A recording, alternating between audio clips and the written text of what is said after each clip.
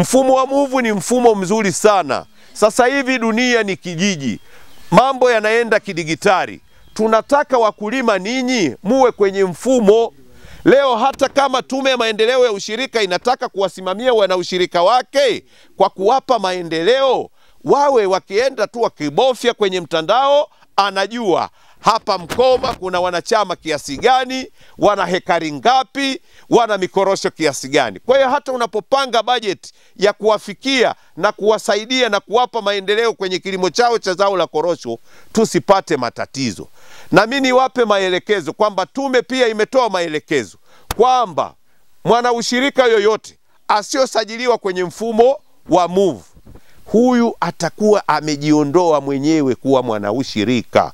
Kwa hiyo niwaombe sasa tutumie fursa hii kuhakikisha tunajisajili, na wala havitakiwi vitu vingi. Unapeleka namba yako ya NIDA, unapeleka namba yako ya simu,